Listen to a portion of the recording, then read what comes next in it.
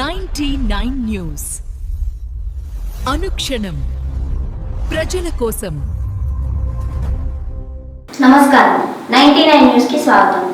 ఒకే ఒక్కటి సినిమా చూసారా? అందులో ఆకస్మిక తనిఖీలు, తప్పు చేసిన అధికారుల స్పాట్ సస్పెన్షన్లు, ఇవన్నీ 1995 సమయంలో సీఎం చంద్రబాబు పాలన అనుకరిస్తూ తీసిన సినిమా అని అందరికీ తెలుసు. ఇన్నేళ్ల తర్వాత ఆయన కొడుకు వచ్చాడు, ఆకస్మిక తనిఖీలతో హడలెత్తించాడు. ఎన్టీఆర్ జిల్లా మైలవరం దేవుని చెరువు తారక రామ నగర్ మండల పరిషత్ ఆదర్శ ప్రాథమిక పాఠశాలలో భోజనం బాగాలేనంటూ హెడ్ మాస్టర్ జాన్ పథకం ప్రకారం పిల్లలతో వీడియో తీయించి మీడియాకు వదిలారు. దీనిపై వెంటనే స్పందించిన మంత్రి బాధ్యులపై చర్యలు తీసుకుంటామని, పిల్లలకు పెట్టే భోజనం రుచి, శుచి, పోషక విలువలు తగ్గితే సహించేది లేదని హెచ్చరించారు.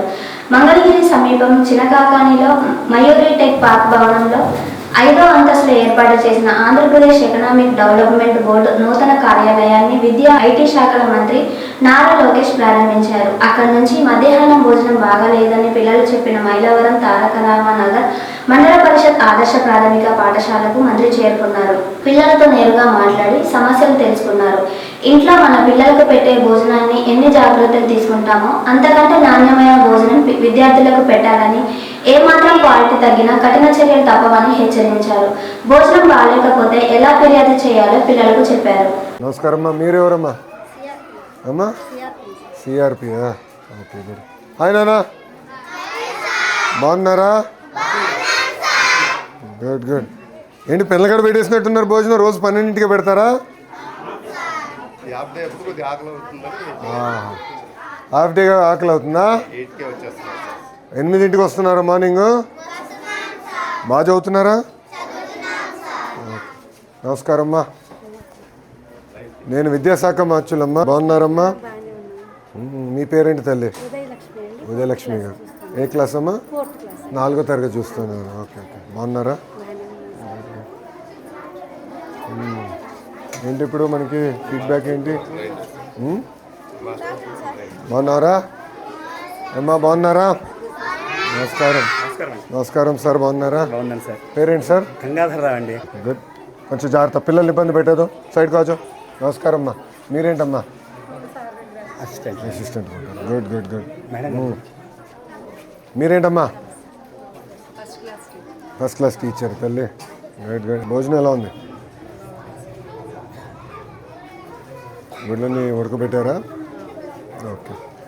ఖమ్మం జిల్లా సత్తుపల్లి పట్టణం రంజాన్ మాసం అత్యంత పవిత్రమైనదని, క్రమశిక్షణతో కూడిన ఉపవాస దీక్షలు సమాజంలో సోదరభావాన్ని పెంచుతాయని సత్తుపల్లి మాజీ మున్సిపల్ చైర్మన్ కూసంపూడి మహేష్ పేర్కొన్నారు. సత్తుపల్లి పట్టణం 13వ వార్డు కొమ్మేపల్లి కాలనీ మసీదు దగ్గర ఇఫ్తార్ విందులో ఆయన ముఖ్య అతిథిగా పాల్గొని సామూహిక నమాజ్ అనంతరం ముస్లిం సోదరులకు స్వయంగా ఫలహారాలు తినిపించి వారి ఉపవాస దీక్షలను విరమింపజేశారు. ఈ కార్యక్రమంలో మాజీ కౌన్సిలర్ అద్దంకి అనిల్, బీఆర్ఎస్ నాయకులు జొన్నలగడ్డ విజయ్ కుమార్, ముస్లిం సోదరులు తదితరులు పాల్గొన్నారు. ఖమ్మం జిల్లా సత్తుపల్లి పట్టణం మరియు మండలం ముస్లిం సోదరులతో కలిసి ప్రార్థనలో పాల్గొని, ముస్లిం సోదరులతో కలిసి ఇఫ్తార్ విందులో పాల్గొని నియోజకవర్గ ప్రజలందరికీ ముందుగా రంజాన్ శుభాకాంక్షలు తెలియజేసిన రాష్ట్ర కాంగ్రెస్ నాయకులు డాక్టర్ మఠా దయానంద్. ఈ కార్యక్రమంలో Sathupalli municipal chairman Rehana Begum Kamal Pasha, vice chairman Bonthu Sumalatha, పట్టణ కౌన్సిలర్లు, సత్తుపల్లి కాంగ్రెస్ నాయకులు, కార్యకర్తలు పాల్గొన్నారు.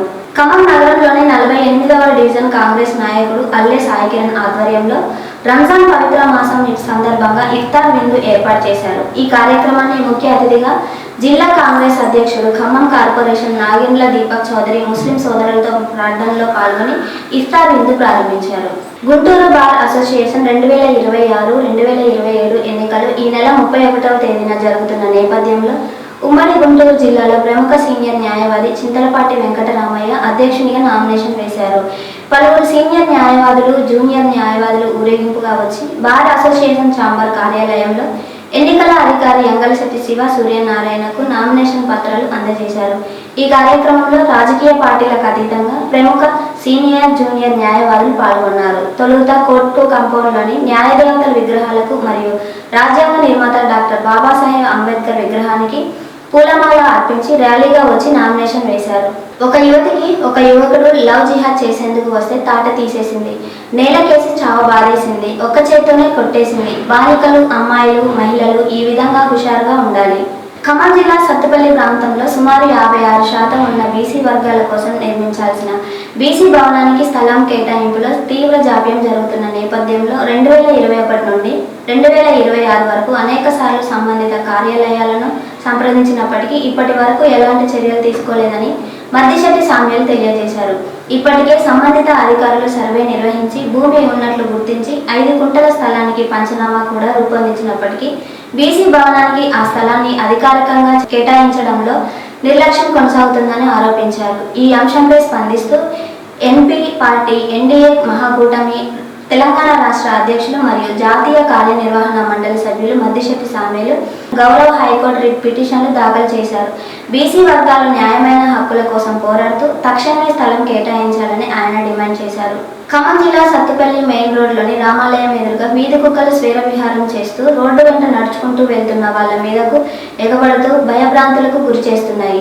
సత్తుపల్లి మున్సిపల్ అధికారులు వీటిని అరికట్టే విధంగా చర్యలు తీసుకోవాలని కాలనీ వాసులు కోరారు. జగిత్యాల జిల్లా వెల్గటూరు మండలం కోటలింగాల గ్రామంలో 2024 డిసెంబర్ 26వ తేదీన ఇంటి బయట ఆడుకుంటున్న శ్రీనివాస్ మాధవి దంపతుల కుమారుడు మణితేజను కరిచిన వీధి కుక్క ఆసుపత్రికి వెళ్లి టీకా వేయించి ఇంటికి తీసుకువెళ్ళాక జ్వరం రావడంతో జగిత్యాలలోని ప్రైవేట్ ఆసుపత్రికి తరలించగా హైదరాబాద్ నగరానికి తరలించాలని తెలిపిన అక్కడి వైద్యులు హైదరాబాద్ నగరంలోని ఒక ప్రైవేట్ ఆసుపత్రికి తరలించారు. వెన్నుముక నుండి మెదడుకు వెళ్లే నరం దెబ్బతిన్నదని తెలిపిన వైద్యులు అప్పటి నుండి శరీర కదలికలు తప్ప ఎలాంటి స్పందన లేకుండా ఉండటంతో పూర్తిగా వెంటిలేటర్ మీదనే చికిత్స అందజేస్తున్నారు. బాలుడి ప్రాణాలు కాపాడుకునేందుకు వివిధ రకాలుగా 50 లక్షలు ఖర్చు చేసినా కూడా బాలుడు మృతి చెందడంతో కన్నీటి పర్యంతమైన తల్లిదండ్రులు. ఖమ్మం జిల్లా సత్తుపల్లి మున్సిపాలిటీ పరిధిలోని 2వ వార్డులో గత 2 రోజులుగా మంచినీటి సరఫరాలో అంతరాయం ఏర్పడినట్లు స్థానిక ప్రజల నుండి ఫిర్యాదులు అందాయి. ఈ విషయంపై మున్సిపల్ చైర్పర్సన్ శ్రీమతి రెహానా కమల్ పాషా వెంటనే స్పందించి సమస్య తీవ్రతను తెలుసుకుని చైర్పర్సన్ సంబంధిత మున్సిపల్ సిబ్బందితో కలిసి నేరుగా 2వ వార్డుకు వెళ్లారు. అక్కడ నీటి సరఫరా ఆగిపోవడానికి గల కారణాలను అధికారులను అడిగి తెలుసుకొని యుద్ధ ప్రతిపాదికన మరమ్మతులను చేపట్టాలని ఆదేశించారు. వార్డులో వాటర్ ట్యాంక్తో వాటర్ అందించి ప్రజలకు మంచినీటి విషయంలో ఎటువంటి ఇబ్బందులు కలగకుండా చూడాలని, భవిష్యత్తులో ఇలాంటి సమస్యలు పునరావృతం కాకుండా తగిన జాగ్రత్తలు తీసుకోవాలని సిబ్బందిని ఆదేశించారు. ఈ వార్తలు ఇంతటితో సమాప్తం. 99 న్యూస్ అనుక్షణం ప్రజల కోసం.